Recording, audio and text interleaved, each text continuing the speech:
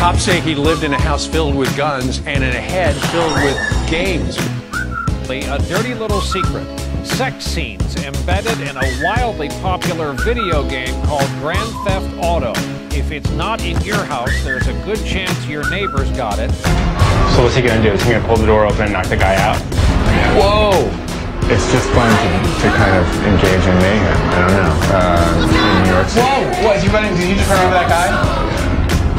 Who is that guy? How'd that guy get that? Everybody's a killer. Not every kid will be a killer, but all the killers played these games. We've all seen the reports, usually around the unfortunate occurrence of mass shooting or other form of unacceptable aggression. The media is in a rushed flurry to speculate on why the event occurred. Their theory? Violent video games cause actual violence. That's a problem. Not only is this a big leap in logic to suggest such a powerful and specific statement, there's no significant evidence to prove the media's claim. How big of a problem is it? Well, according to a recent statistic gathered by Harris Poll Online, 58% of American adults believe that violent video games are a contributing factor to youth violence. They believe there is a correlation between the two. Let's put that into context. That statistic implies that this majority believe that by merely engaging in an interactive simulation of violence, the youth audience is negatively affected psychologically and furthermore are encouraged to behave more violently. There's no doubt when saying that video games, especially ones labeled as violent, are appealing to a younger demographic. Players are given the opportunity to make their own adventure, which often includes violent interactions. Because of this, some feel that being exposed to violence in a nonchalant way has an effect on youth crime rates. However, national statistics from the Federal Bureau of Investigation say otherwise. The arrest rate for juvenile murders has fallen 71.9% between 1995 and 2008. The arrest rate for all juvenile violent crimes has declined 49.3%. In the same period of time, sales of video games have more than quadrupled. There is no correlation between violent video games and violence. No sane person would reenact what they are exposed to in video games, or any form of media for that matter. But that didn't stop the media from saying violent video games played a role in the Sandy Hook shooting.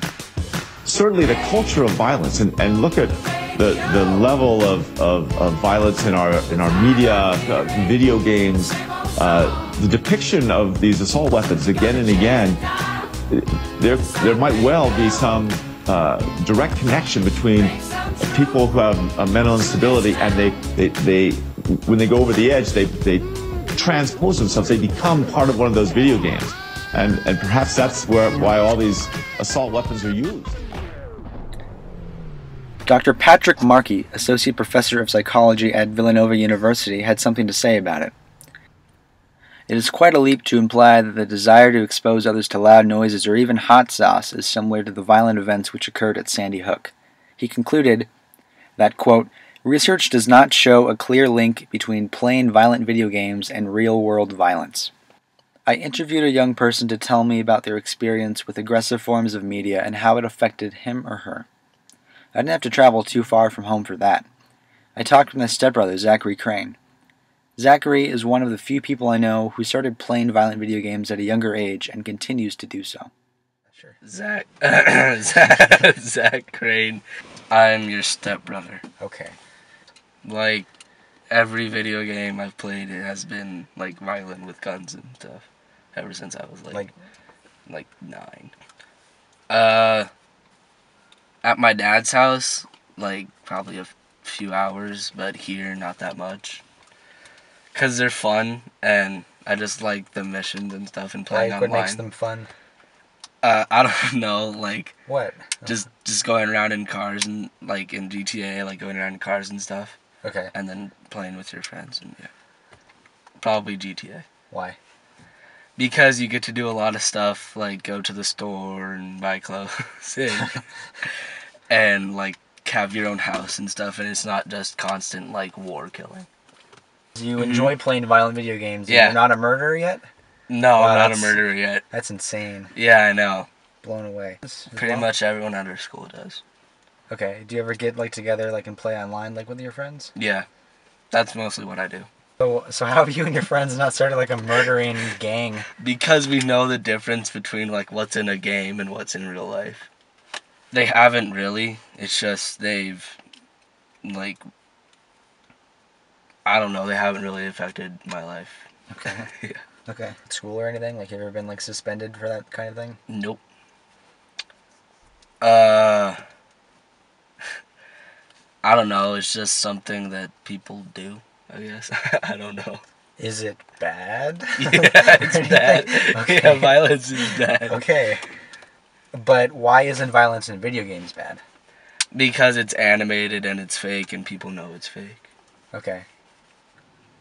And how old are you again? 14. Wow. There you go.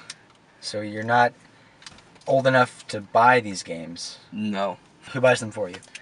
My parents, like my dad and stuff. So your parents buy these games with you at GameStop or whatever? Yeah. Okay. Like, what does the guy say to you, like, when, like, you buy this game, like, to your parents? Like, does he, like, explain the game to them at all?